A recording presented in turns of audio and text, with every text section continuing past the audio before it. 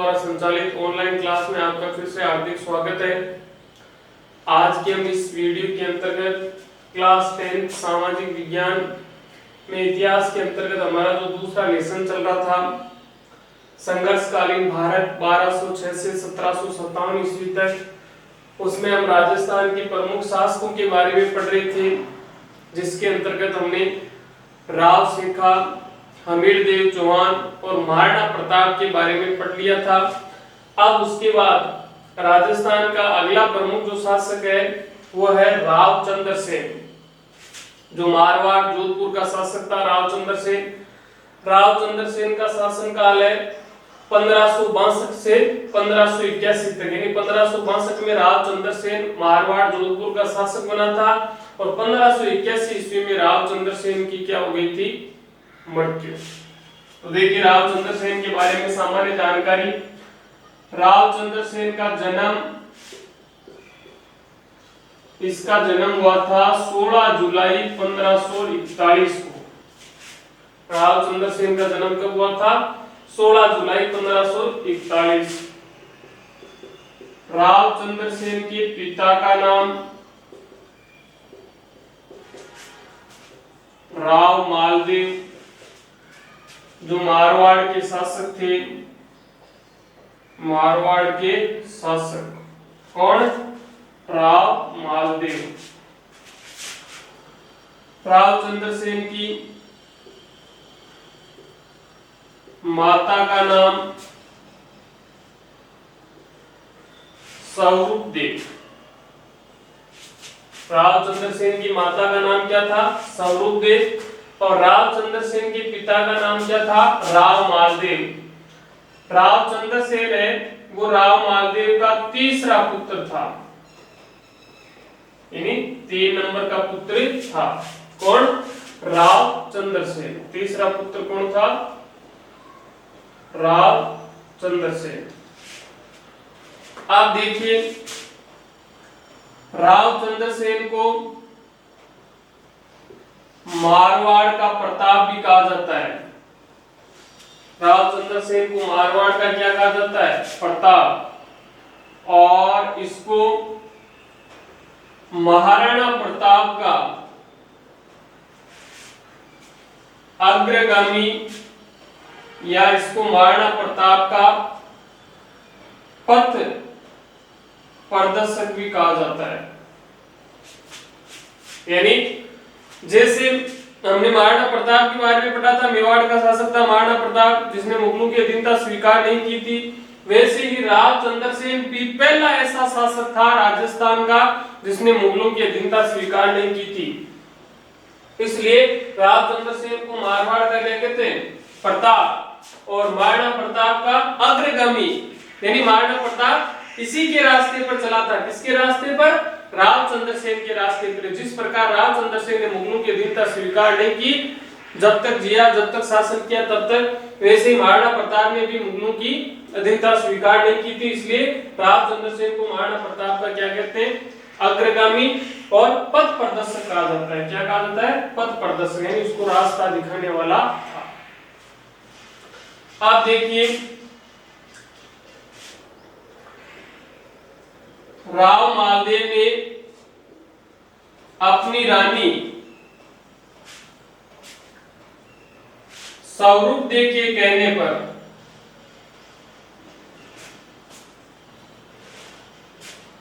रावचंद्र सेन को अपना उत्तराधिकारी घोषित कर दिया था। अपना उत्तराधिकारी घोषित किया था। तो देखिए प्रश्न है, राव मालदेव ने किसके कहने पर रावचंद्र सेन को अपना उत्तराधिकारी घोषित किया था? तो राव मालदेव की रानी थी जिसका नाम क्या था? स्वरूप देव, जो रावचंद्र सेन की क्या थी? माता थी, मां थी। उसके कहने पर रावचंद्र सेन को अपना उत्तराधिकारी घोषित कर दिया था। हालांकि रावचंद्र सेन से राव मालदेव के 2 पुत्र बड़े थे, लेकिन फिर भी राव मालदेव ने अपनी रानी स्वरूप देव के कहने पर ही अपने छोटे पुत्र यानी तीसरे नंबर के पुत्र रावचंद्र सेन को अपना उत्तराधिकारी घोषित किया था। आप देखो 31 दिसंबर 1562 ईस्वी को राव मालदेव की क्या हुई? मृत्यु। कब? 31 दिसंबर 1562 ईस्वी को राव मालदेव की क्या होगी? मृत्यु। राव मालदेव की मृत्यु होते ही राव चंद्रसेन जोधपुर या मारवाड़ का क्या बन गया था? शासक बन गया था। तो देखिए राव चंद्रसेन शासक कब बना था? 31 दिसंबर 1562 ईस्वी को राव चंद्रसेन जोधपुर या मारवाड़ का क्या बन गया? शासक बन गया था।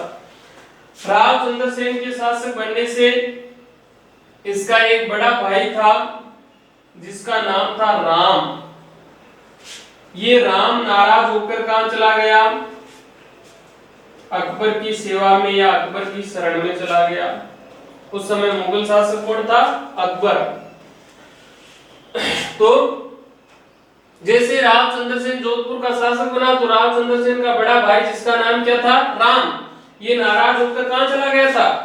अकबर की शरण में चला गया था। मुगल शासक अकबर की शरण में चला गया था। और उस समय अकबर है वो इसी फिराक में था, जोधपुर पर आक्रमण करने का बहाना ढूंढ रहा था। तो जब राम अकबर के पास चला गया नाराज होकर, तो राम के कहने पर अकबर ने क्या किया? हुसैन कुली खान के नेतृत्व में, किसके नेतृत्व में? हुसैन कुली खान के नेतृत्व में जोधपुर पर आक्रमण करने के लिए सेना भेज दी। जोधपुर पर आक्रमण करने के लिए क्या भेज दी? सेना। और फिर इस हुसैन कुली खान ने मई 1564 ईस्वी में, कब? मई 1564 ईस्वी में जोधपुर पर क्या कर लिया था? अधिकार। क्योंकि राव चंद्रसेन के पास में सेना कम थी, मुगल सेना से मुकाबला करने जितनी सेना नहीं थी, इसलिए मई 1564 ईस्वी में हुसैन कुली खान ने जोधपुर पर क्या कर लिया था? अधिकार कर लिया था। अब देखो आगे क्या होता है कि 1570 ईस्वी में, जैसा कि आपको पता है, अकबर ने, पहले भी बताया था मैंने आपको पिछले वीडियो में, अकबर में नागौर में एक राज दरबार का आयोजन किया था। एक राजाओं का दरबार लगाया था जिसमें राजस्थान के सभी राजाओं को आमंत्रित किया गया था।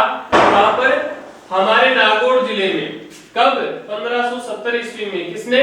अकबर ने एक राज दरबार का क्या किया? आयोजन किया। और इस राज दरबार में राव चंद्रसेन को भी बुलाया गया था। किसको बुलाया गया था? राव चंद्रसेन को बुलाया गया था। और राव चंद्रसेन आया भी था, लेकिन जब राव चंद्रसेन नागौर राज दरबार में पहुंचा तो वहां पर राव चंद्रसेन के साथ अकबर द्वारा अच्छा व्यवहार नहीं किया गया, सही व्यवहार, मान सम्मान उसको नहीं दिया गया।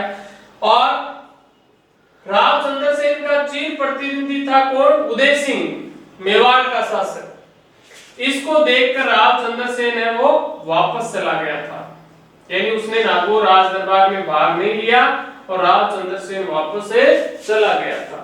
इससे अकबर चिढ़ गया, अकबर को गुस्सा आ गया, इसलिए अकबर ने राव चंद्रसेन को पकड़ने के लिए मुगल सेना भेजी जोधपुर में। किसको पकड़ने के लिए? राव चंद्रसेन को पकड़ने के लिए मुगल सेना भेजी। लेकिन राव चंद्रसेन है वो भागकर भादराजून चला गया था। भादराजून वर्तमान में पड़ता है जालोर जिले में। यहां पर भादराजून नामक स्थान पर चला गया था। फिर अकबर ने राव चंद्रसेन को पकड़ने के लिए भादराजून में भी मुगल सेना भेजी थी, लेकिन यहां से भागकर राव चंद्रसेन है वो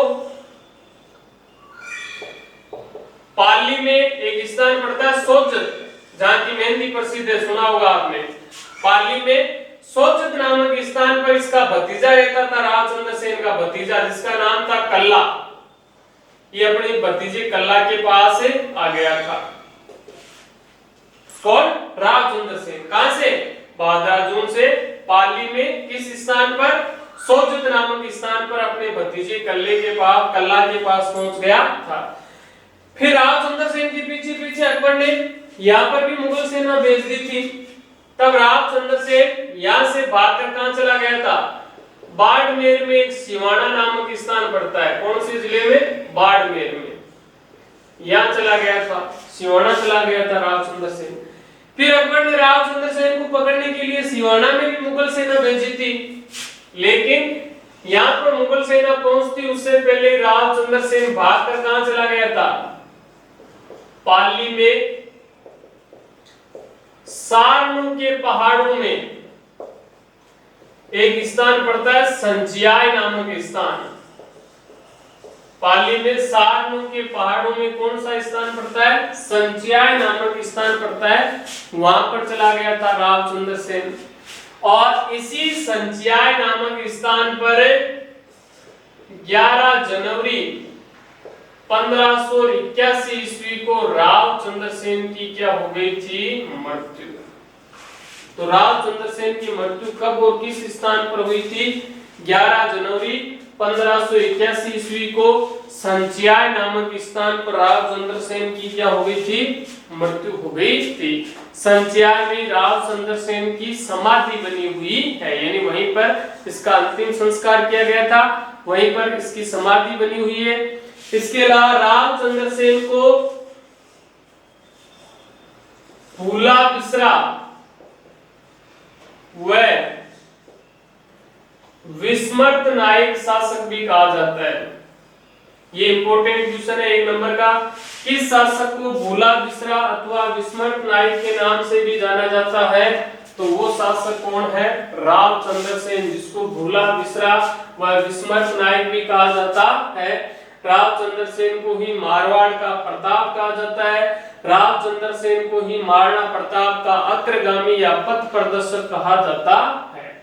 इस प्रकार 1562 से 1581 ईस्वी तक रावचंद्र सेन ने मारवाड़ या जोधपुर पर अपना शासन किया था, जिसने अकबर की अधीनता स्वीकार नहीं की और जब तक जिया तब तक वो मुगल सेना के हाथ भी नहीं लगा था। ऐसा महान शासक था कौन? रावचंद्र सेन। अब उसके बाद में देखिए, रावचंद्र सेन के बाद राजस्थान का अगला प्रमुख जो शासक आता है वो है आपके बीकानेर का शासक था राय सिंह। अगला प्रमुख शासक कौन है? बीकानेर का शासक राय सिंह।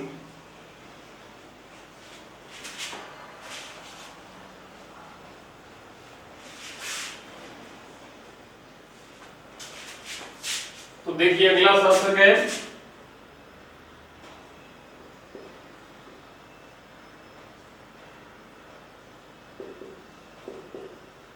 राय सिंह। राय सिंह का शासनकाल है 1574 से लेकर 1612 ईस्वी तक, यानी 1574 ईस्वी में राय सिंह बीकानेर का शासक बना था और 1612 ईस्वी में राय सिंह की क्या हो गई थी? मृत्यु हो गई थी। तो देखिए राय सिंह का जन्म 20 जुलाई 1541 ईस्वी में हुआ था। राय सिंह का जन्म कब हुआ था? 20 जुलाई 1541 को। राय सिंह है ये बीकानेर के शासक हैं।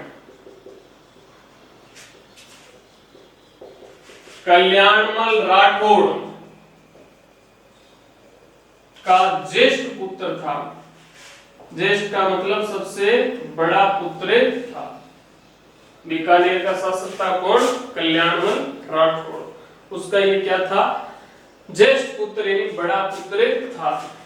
आप देखिए, जैसा कि आपको पता है अकबर ने 1570 ईस्वी में नागौर दरबार का आयोजन किया था और इस नागौर दरबार में बीकानेर का जो शासक था कौन? कल्याणमल राठौड़ था उस समय। तो इस कल्याणमल राठौड़ ने अकबर की अधीनता स्वीकार कर ली थी और साथ ही इसने अपनी पुत्री का विवाह भी अकबर के साथ कर दिया था। उस समय कल्याणमल राठौड़ के साथ उसका पुत्र राय सिंह भी मौजूद था वहां पर और फिर ये राय सिंह है वो अकबर की शाही सेना में सम्मिलित हो गया था। अकबर की शाही सेना में सम्मिलित हो गया कौन? राय सिंह। और ये बहुत जल्दी ही अकबर का विश्वास पात्र भी बन गया था। यानी अकबर है वो बहुत ज्यादा इस पर विश्वास करने भी लग गया था। किस पर? राय सिंह पर। तो 1570 ईस्वी में अकबर ने नागौर दरबार का आयोजन किया और उसमें कल्याणमल राठौड़ भी आए थे और इन्होंने अकबर की अधीनता स्वीकार कर ली और इनके साथ में इनका पुत्र राय सिंह गया था और ये अकबर की सारी सेना में सम्मिलित हो गया और उसके बाद में बहुत जल्दी ही राय सिंह का अकबर का बड़ा विश्वास पात्र बन गया था। फिर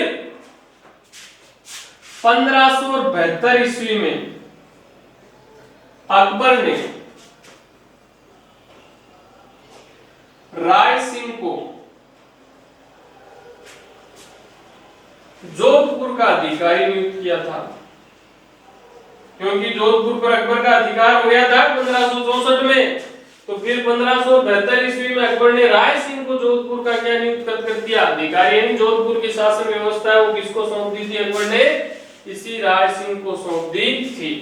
और जब ये राय सिंह जोधपुर का अधिकारी था उसी समय नागौर में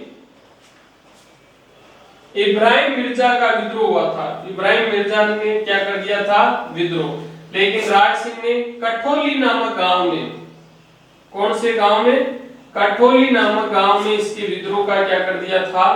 दमन कर दिया था। यानी जब राय सिंह जोधपुर की शासन व्यवस्था संभाल रहा था उसी समय नागौर के अंदर इब्राहिम मिर्जा ने क्या किया था? विद्रोह। लेकिन राय सिंह ने कठोली नामक गांव में उसके विद्रोह का दमन कर दिया था, इसके विद्रोह को दबा दिया था। अब उसके बाद में देखिए 25 सितंबर 1574 ईस्वी को, कब?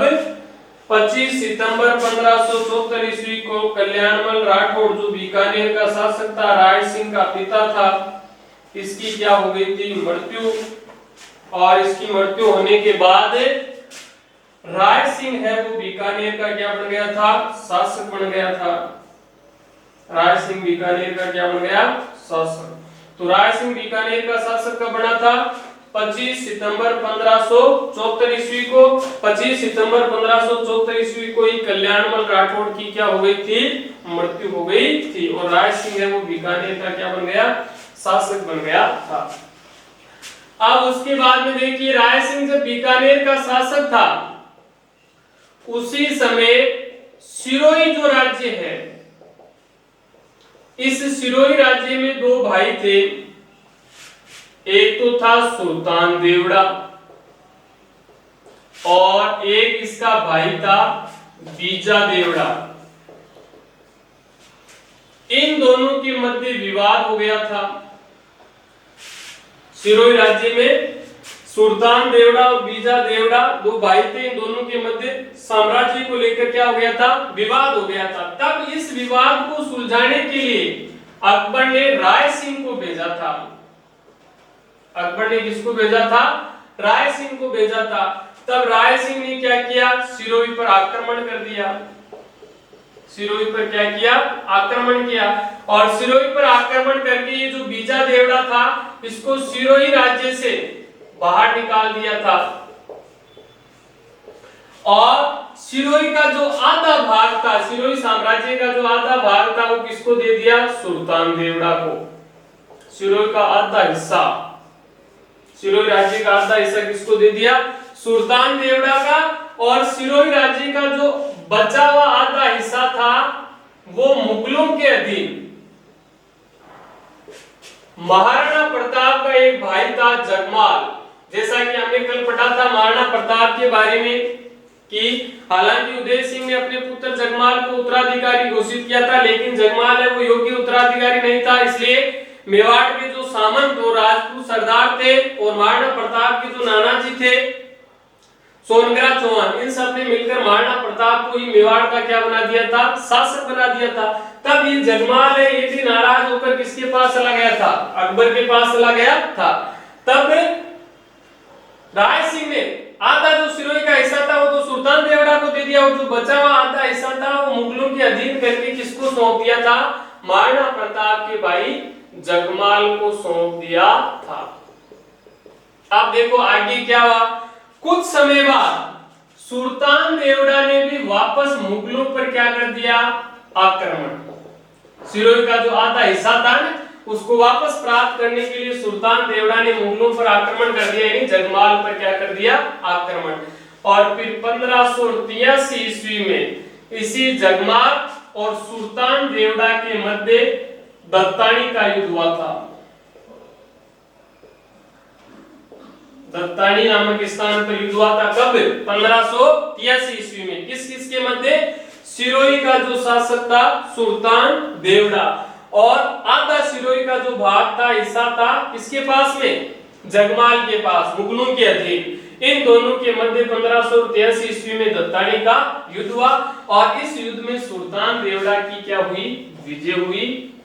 और ये जो जगमाल है इसकी युद्ध के दौरान क्या हो गई थी? मृत्यु हो गई थी, या ये वीर गति को प्राप्त हो गया था। और संपूर्ण सिरोही पर सुल्तान देवड़ा ने वापस पुनः अपना क्या कर लिया था? अधिकार कर लिया था। अब उसके बाद में देखो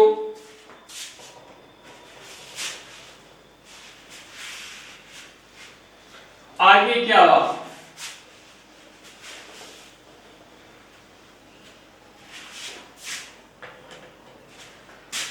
1593 ईस्वी में अकबर ने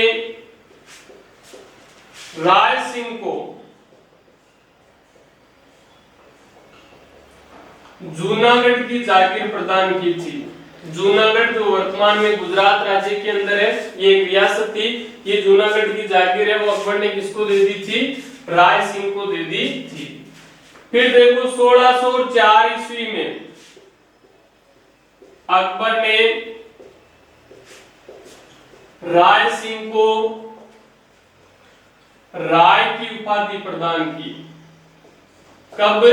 1604 ईस्वी में अकबर ने राय सिंह को कौन सी उपाधि प्रदान की थी? राय की उपाधि प्रदान की थी। अब उसके बाद देखिए 1589 से 1594 ईस्वी के मध्य राय सिंह ने अपने प्रधानमंत्री, जिसका नाम था कर्पूर चंद्र, इसकी देखरेख में बीकानेर में जूनागढ़ किले का निर्माण करवाया था। ये इंपॉर्टेंट क्वेश्चन है 1 नंबर का।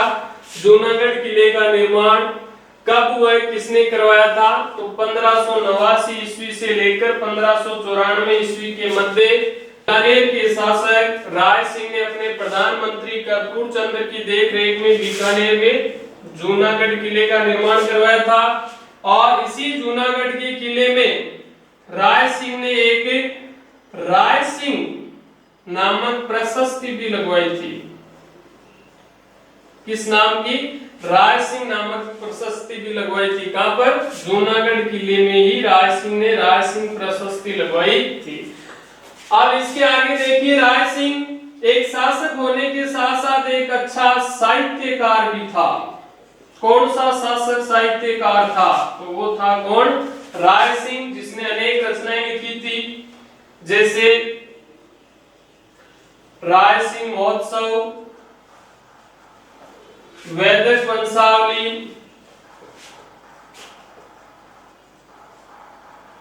ज्योतिष रत्नमाला। इसके अलावा राय सिंह ने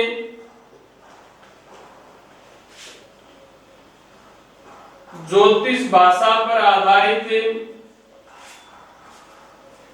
एक बाल बोधिनी नामक टीका भी लिखी थी। बाल बोधिनी नामक टीका। तो देखिए क्वेश्चन इस प्रकार पूछा जा सकता है कि राय सिंह की कोई 2 रचनाओं के नाम बताइए। तो राय सिंह की रचनाएं कौन कौन सी है? राय सिंह महोत्सव, वैदिक वंशावली, ज्योतिष रत्नमाला और बाल बोधिनी टीका। ये राय सिंह की प्रमुख क्या है? रचनाएं, जो राय सिंह खुद ने स्वयं ने रचित की थी। अब उसके बाद में देखिए, राय सिंह के शासन काल में ही बीकानेरी चित्रकला की शुरुआत हुई थी। किस शासक के शासनकाल में बीकानेरी चित्रकला की शुरुआत हुई थी? तो वो है राय सिंह। राय सिंह के शासनकाल में बीकानेर की जो चित्रकला है उस चित्रकला की शुरुआत हुई थी। किसके शासनकाल में? राय सिंह के शासनकाल में ही बीकानेरी चित्रकला की क्या हुई थी? शुरुआत। अब देखिए, राय सिंह के शासनकाल में जब बीकानेर में अकाल पड़ा था उस समय इसने बीकानेर में अनेक सदावर्त खोले थे, यानी जगह जगह स्थान स्थान पर इसने लोगों के लिए भोजन और पानी की क्या की थी? व्यवस्था की थी। और साथ ही इसने पशुओं के लिए भी चारे पानी की व्यवस्था भी की थी। किस शासक ने अपने शासनकाल में अकाल के दौरान अनेक सदावर्त खोले थे? तो वो था कौन? राय सिंह। और साथ ही इसने पशुओं के लिए भी चारे पानी की भी क्या की थी? व्यवस्था की थी। किसने? राय सिंह ने। फिर देखिए 21 जनवरी 1612 ईस्वी में दक्षिण भारत में बुरहानपुर नामक स्थान पर राय सिंह की क्या हो गई थी? मृत्यु। कब?